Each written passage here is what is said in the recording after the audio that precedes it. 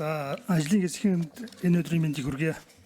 За Монгол Улсын засгийн газрын 2024-өөс 28 оны үйл ажиллагааны хөтөлбөрт 94 бодлогыг шийдлэл болгон тусгацсан байгаа. Бүсчилсэн хөгжлийн бодлого, хүний хөгжлийн бодлого, эдийн засгийн бодлого, хүний эрхийг дээдлсэн засаглалын бодлого гэдэг. За энэ хүрээнд нэлээд реформ хийх, реформын чанартай нэлээд юм байна. Энд нэг асуулт байна. Одоо эдийн засгийн эрх чөлөөний реформ гэдэг. Тэнд бол төрийн албаны шинжилгээ хийж чиг үүргийн давхардлыг арилгаж төрийн албан хаагчдын тоог багш эмч нараас бусдын 9% бууруулах замаар шалгуурлаг цомхон бүтээмжид суурилсан төрийн албыг бэхжүүлнэ гэж заасан байна. Энэ 9% яаж одоо бууруулах гэж байна? Энэ тал дээр хариулт авмаар байна.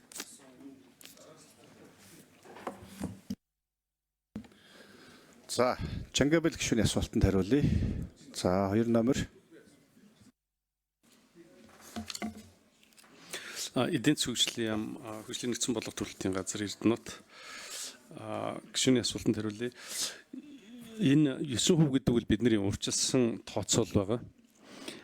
Тэгээд түрүүний таны хэлснээр тэр төрийн чиг үүргийн цогц шинжилгээ хийх, процессын дахин инженерчлэл хийх болон энэ бусад ажлуудыг хийгдсэний үр дүнд яг аль албанаас хэдэн хувийг хэрхэн цомгдох вэ гэдэг нь нэлээд гарч ирэх юм.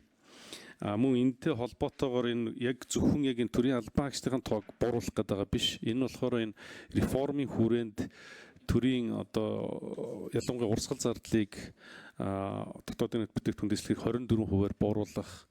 Ер нь энэ төрийн үйлчилгээг иргэддээ хүргэх гэх мэт нэлээд олон энэ цогц ажлууд орсон хүрээнд байгаа. Тэгэхээр таны асуултанд хариулахаар 9% бол урьдчилсан тооцоо.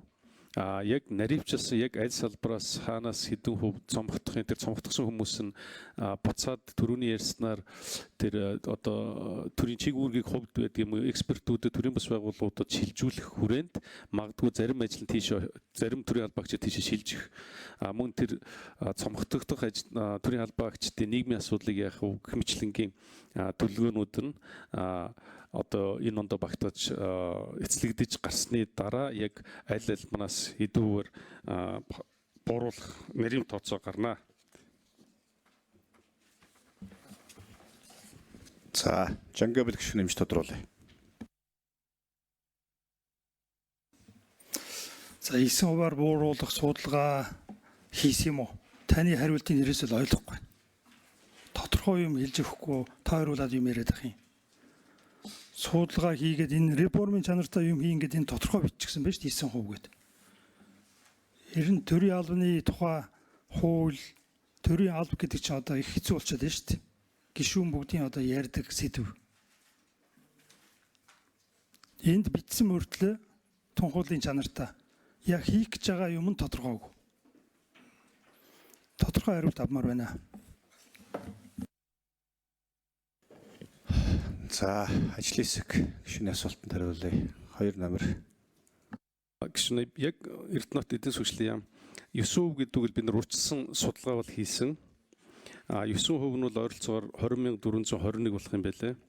Үүнийгээ одоо үйлчлэгээ тусгай захиргаа улс төрийн гээд задлаад тоонууд явж байгаа. Гэхдээ яг энэ тоогоо одоо зарлахад арай эрт байгаа учраас би хараахан хэлж амжихгүй байгаа. Тэрнээс бол бидний урьдчилсан тооцоо хийсэн. Гэхдээ яг наривчилсан тоо нь болохоор миний түрүүний хэлсэн төрийн чиг үүргийн шинжилгээ болон процессын дахин инженерчлэл болон бусад тооцоолуудыг хийж эцлэн гарах юм аа.